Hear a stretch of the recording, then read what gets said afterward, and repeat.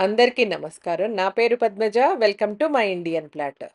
ఇవాళ మనం ginger garlic paste, green chilli paste, చింతపండు పేస్ట్ ఈ 3 ఎలా చేయాలో చూద్దామండి. ఈ 3 పేస్టులు ఉండడం మూలాన మనకి కుకింగ్ టైం చాలా సేవ్ అవుతుంది. అది కాకుండా మనకి కుకింగ్ కూడా చాలా ఈజీ అవుతుంది.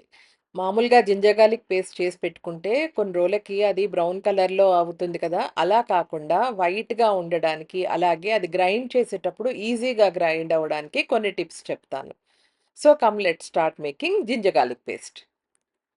మనం జింజర్ గార్లిక్ పేస్ట్ చేయడానికి ఎప్పుడు కూడా 100 గ్రామ్స్ గార్లిక్ కనుక తీసుకున్నాం అంటే 75 గ్రామ్స్ జింజర్ తీసుకోవాలి. 2 సేమ్ ప్రపోర్షన్స్‌లో తీసుకోకూడదండి. మనం 3 వంతులు జింజర్ తీసుకున్నాం అంటే 4 వంతులు గార్లిక్ తీసుకోవాలి. జింజర్‌ని పైన తొక్కంతా తీసేసి బాగా కడుక్కొని చిన్న చిన్న ముక్కల కింద కోసుకొని ఆరబెట్టుకోవాలి. అలాగే గార్లిక్ కూడా ఒలుచుకున్నాక వాటిని బాగా కడిగేసుకొని అవి కూడా బాగా ఎండే వరకు తడి లేకుండా ఉన్నంత వరకు ఆరబెట్టుకొని పక్కన బెట్టుకోవాలి.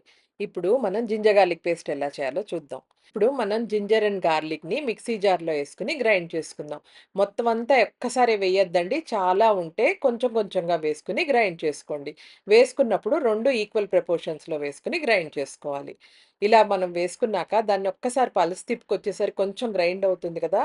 ఇప్పుడు దాంట్లో కొంచెం ఉప్పు వేసి, అలాగే కొంచెం ఆయిల్ వేసి మనం గ్రైండ్ చేసుకున్నామంటే ఇలా మెత్తగా గ్రైండ్ అవుతుందనమాట. ఉప్పేసేసరికి జింజర్ అండ్ గార్లిక్‌లోంచి వాటర్ బయటికొస్తుంది.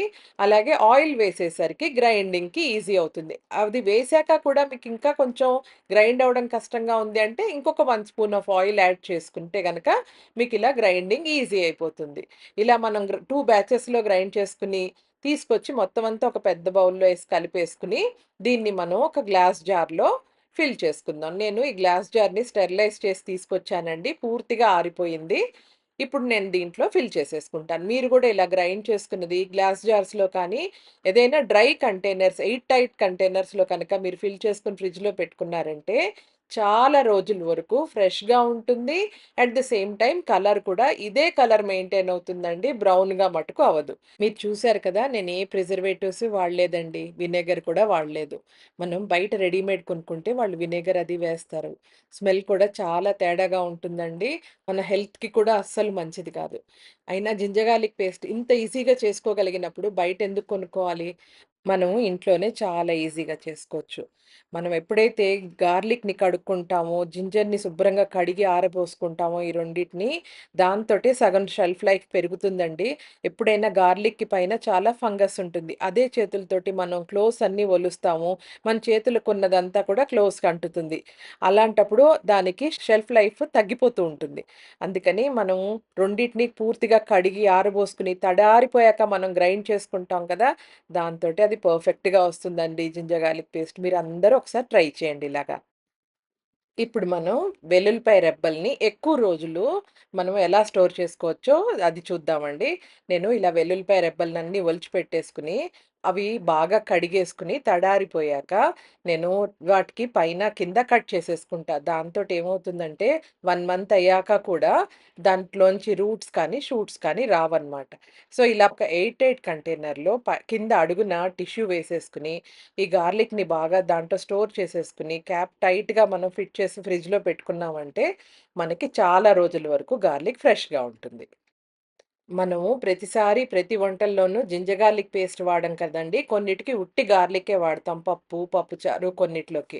అలాంటప్పుడు మనం గార్లిక్‌ని మిన్స్ చేసేసి పెట్టుకున్నామనుకోండి, మనకి వంటలవి ఈజీ అవుతాయి. అప్పటికప్పుడు దంచుకోవడాలు అవి పెట్టుకోకుండా, ముందరే మీరు ఒక చిన్న బాటిల్‌లో ఇలా మిన్స్ చేసేసి పెట్టుకున్నారనుకోండి గార్లిక్‌ని, మీకు వండుకునేటప్పుడు చాలా ఈజీ అవుతుంది. అండ్ ఇది చాలా హెల్ప్ కూడా అవుతుంది. ఇంతేనండి. నేనిలా మిన్సర్‌లో వేసుకొని, ఇలా మిన్స్ చేసేసుకొని గార్లిక్‌నంతా ఒక బాటిల్‌లో స్టోర్ చేసి పెట్టుకుంటా. ఇది కూడా చాలా రోజుల వరకు ఫ్రెష్‌గా ఉంటుంది. మనం వీటిని స్టెరిలైజ్డ్ ఎయిర్ టైట్ గ్లాస్ జార్స్‌లో కనుక స్టోర్ చేసుకుంటే చాలా మంచిదండి. జింజర్ గార్లిక్ పేస్ట్ కానీ, గార్లిక్ పేస్ట్ కానీ, ఇలాగా చింతపండు పేస్ట్ ఇవన్నీ కూడా గ్లాస్ జార్స్ వాడితే మనందరికీ చాలా మంచిది. ఇప్పుడు మనం గ్రీన్ చిల్లీ పేస్ట్ ఎలా చేసుకోవాలో, వాటిని క్యూబ్స్ కింద ఎలా ఫ్రీజ్ చేసుకోవాలో చూద్దాం. నేను లైట్ గ్రీన్ కలర్ గ్రీన్ చిల్లీస్‌ని ఒక ½ కిలో తీసుకున్నానండి. అలాగే డార్క్ గ్రీన్ కలర్ గ్రీన్ చిల్లీస్‌ని కూడా హాఫ్ కిలో తీసుకున్నా.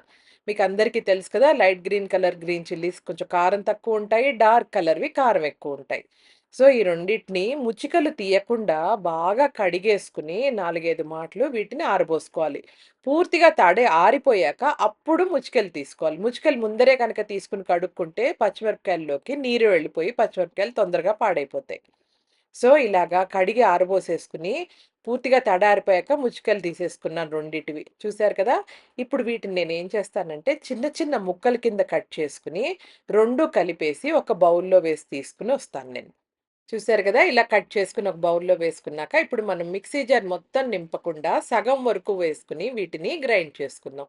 ఒక్కసారి పల్స్ నొక్కుకొని రఫ్‌గా గ్రైండ్ చేసుకున్నాక, ఇగో చూసారు కదా! ఇలాగా కచ్చా బచ్చా గ్రైండ్ చేసుకున్నాక, దీంట్లో ఇప్పుడు మనం ఒక హాఫ్ స్పూన్ ఉప్పు, అలాగే కొంచెం నూనె ఈ 2 వేసుకొని మళ్ళా గ్రైండ్ చేసుకొనొచ్చేసరికి మెత్తగా వస్తుందండి పేస్ట్. ఇలాగా చిన్న చిన్న బ్యాచెస్‌లో గ్రైండ్ చేసుకోండి.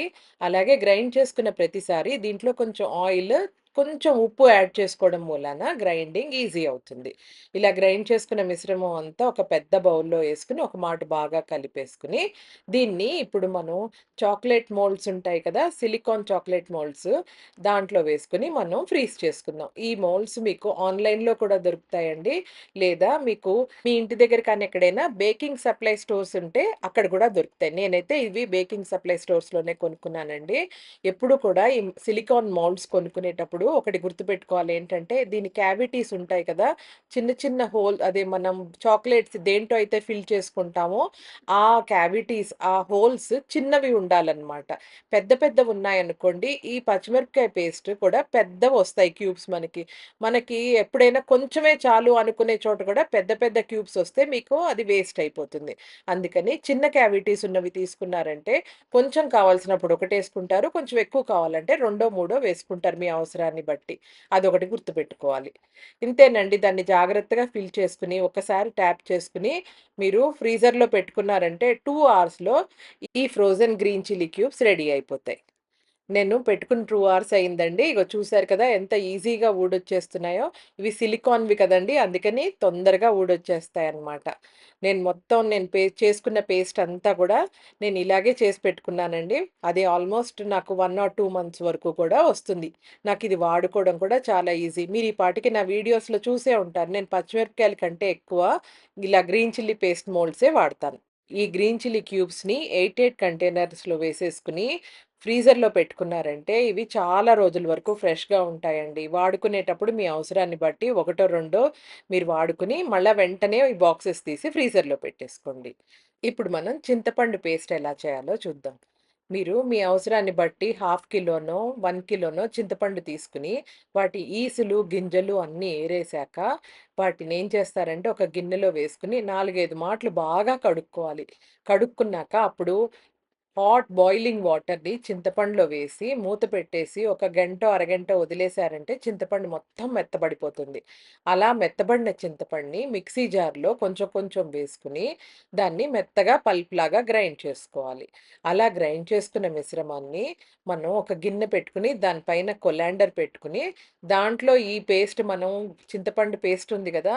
అది మొత్తం దాంట్లో వేసేసి, మనం ఒకసారి ఫిల్టర్ చేసుకున్నామంటే పైకంతా పల్పుండిపోతుంది. కిందంతా మనకి స్మూత్ పేస్ట్ దిగిపోతుందనమాట. ఆ దిగిన పేస్ట్‌ని ఒక థిక్ బాటమ్ ప్యాన్‌లోకి తీసుకొని, దాంట్లో ఒక 1/4 టీ స్పూన్ పసుపు, ఒక టీ స్పూన్ ఉప్పు, కొంచెం నూనె. ఈ 3 వేసేసి, బాగా కలిపేసి, స్టవ్ మీద పెట్టుకొని, సిమ్‌లో దాన్ని 20-30 మినిట్స్ వరకు మధ్యలో కలుపుకుంటూ, కలుపుకుంటూ కుక్ చేసుకోవాలి. మూత పెట్టుకొని కుక్ చేసుకోండి. లేకపోతే చుట్టూరా పడుతుంది. అలవోకగా మూత పెట్టుకుంటూ దాన్ని 25 minutes to half an hour compulsory cook చేసుకోవాలండి. అది బాగా దగ్గరికొచ్చేస్తుంది. ఆ వచ్చిన మిశ్రమాన్ని బాగా ఆరనిచ్చాక అప్పుడు మీరు దాన్ని ఒక ఎయిర్ టైట్ కంటైనర్‌లో పోసేసుకొని దాన్ని ఫ్రిడ్జ్‌లో పెట్టుకున్నారంటే మీకు 1 ఆర్ 2 మంత్స్ వరకు కూడా ఇది ఫ్రెష్‌గా ఉంటుంది. మీరు అంతకంటే ఎక్కువ చేసుకున్నారనుకోండి దాన్ని ఎయిర్ టైట్ బాక్సెస్‌లో పెట్టుకొని ఫ్రీజర్‌లో పెట్టేసుకున్నారంటే, మీకు చాలా రోజుల వరకు చింతపండు పల్పు ఫ్రెష్‌గా ఉంటుంది. అంతేనండి.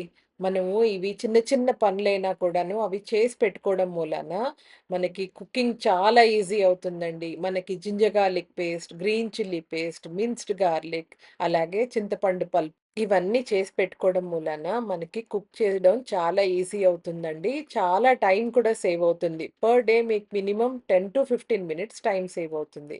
ఇవన్నీ సేవ్ అవ్వడం మూలాన కుకింగ్ మీకు టైర్సమ్‌గా కూడా అనిపిచ్చదు. సో, మీరు తప్పకుండా ఇది చేసి చూడండి. చేశాక మీరేమనుకుంటున్నారో నాకు కామెంట్ రూపంలో తెలియచేయండి.